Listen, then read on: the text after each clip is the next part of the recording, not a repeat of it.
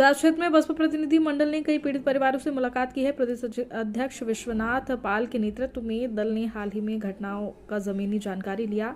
सलीमपुर केशरिया में दलित युवक की पिटाई से मौत के मामले में परिजनों से बातचीत की गई। परिवार का आरोप है कि गंभीर धाराओं में मुकदमा दर्ज न होने से आक्रोशित थे। भाजपा नेताओं ने न्याय और दोषियों पर कड़ी कार्रवाई का भरोसा भी दिलाया है। आपको बता दें, फतेहपुर मवई में सड़क हादसे में 2 युवक की मौत हो गई थी। परिजनों ने एफआईआर न होने की भी बात बताई है।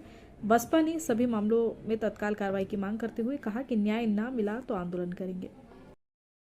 आज आपके द्वारा अमेठी में आपका दौरा हो रहा है, क्या है? देखिए, पहली चीज तो आज मैं अमेठी आने का मेरा जो कारण रहा है कि आपके अमेठी जनपद में 2 हत्याएं हुई थी जो पासी समाज के लोग हैं, जिसमें एक विजय कुमार पुत्र शिव कुमार ग्राम फतेहपुर मवैया थाना जायस अमेठी, जिनकी घर पर मैं मिलकर के अभी आ रहा हूँ।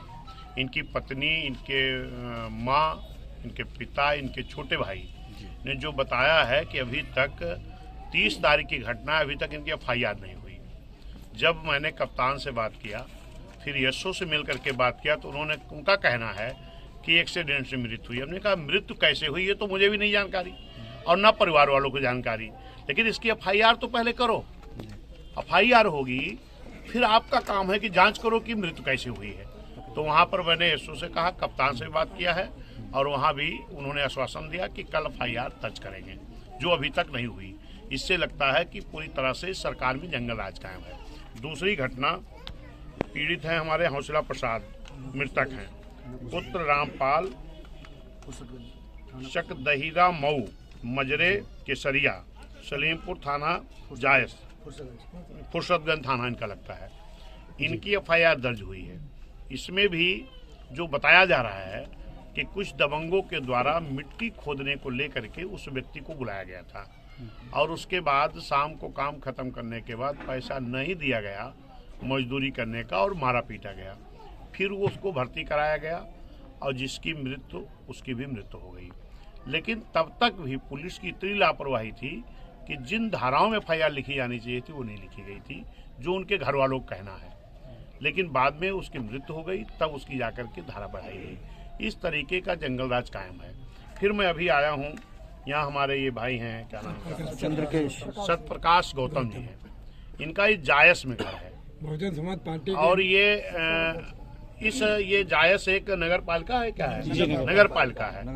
और यहाँ मैं देख रहा हूँ कि जो ये अमेठी जिला है आपका, ये बड़े राजनीतिक दलों के परिवार के लोग यहाँ हमेशा सांसद, एमपी, विधायक होते रहते हैं। यहाँ के पूरे नगर पालिका के लोगों का कहना है कि यहाँ पर कोई हॉस्पिटल नहीं है और एक हॉस्पिटल है भी जो राजकीय महिला हॉस्पिटल, और इनकी बहू थी, इनके 5 बेटे हैं, चौथे नंबर का बेटा था जिसकी इनकी बहू को जो पेट से थी और उसको लेकर के ये हॉस्पिटल गए।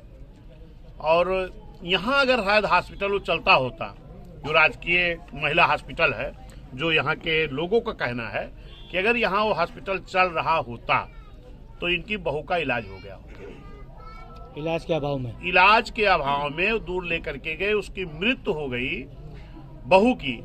और इनका बेटा, उसकी उम्र लगभग कितनी थी, 22 साल उम्र का बेटा, अपनी पत्नी की मृत्यु और उसके जो बच्चे की मृत्यु का सदमा न झेल पाने के नाते इनके बेटे की भी मृत्यु हो गई, पत्नी की भी हो गई। उसी की जानकारी मिलने के बाद मैं परिवार से मिलकर के शोक संवेदना व्यक्त करने के लिए मैं यहाँ भी आया हूँ।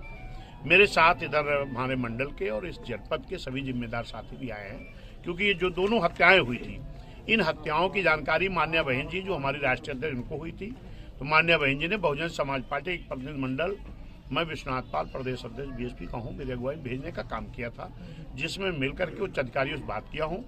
और माननीय मुख्यमंत्री जी से भी मेरी मांग है कि इन घटनाओं को संज्ञान में ले और जो ये हत्याएं हुई हैं इनमें जो परिवार है, क्योंकि वो गरीब परिवार है, उनको आर्थिक मदद दी जाए। और इनका भी जो यहाँ अभी घटना हुई है जायस में, 2 मौतें हुई, ये जो 2 मौतें हुई हैं, इनके बहू की भी और बेटे की भी, तो यहाँ इनका कहना है और नगर पालिका के लोगों का कहना है कि अगर यहाँ हॉस्पिटल होता इसी घटना न होती। इसलिए हमारी मुख्यमंत्री जी से मांग है और जो हमारे स्वास्थ्य मंत्री हैं, उप मुख्यमंत्री भी हैं, उनको भी मैं ये संदेश देना चाहता हूं आप लोग माध्यम से कि इसको संज्ञान मिले और जो यहाँ राजकीय महिला हॉस्पिटल बंद पड़ा है इसको सुचारू रूप से चालू कराने का काम करें।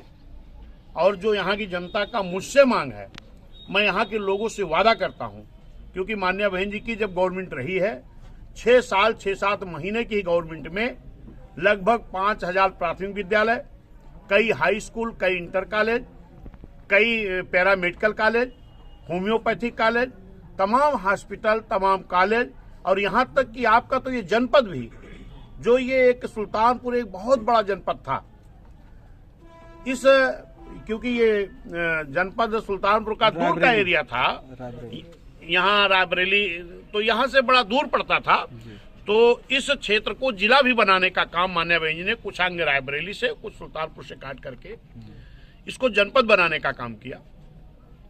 और जनपद बनने के बाद जो भी सुविधाएं होती बहन जी ने देने का काम किया।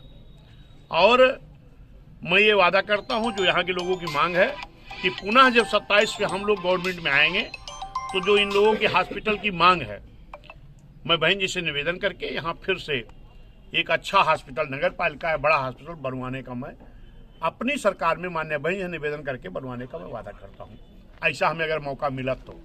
लेकिन आज मुख्यमंत्री जी से और उप मुख्यमंत्री जिनके पास स्वास्थ्य विभाग है, उनसे मैं ये मांग करता हूँ कि ये जो राजकीय महिला विद्यालय यहाँ बंद पड़ा है, इसको महिला हॉस्पिटल जो बंद पड़ा है इसको चालू तो कराएं, ताकि यहाँ के हमारे लोगों को इस तरह के जो अभी घटना इनको हमारे भाई को झेलनी पड़ी, ये न झेलना पड़े।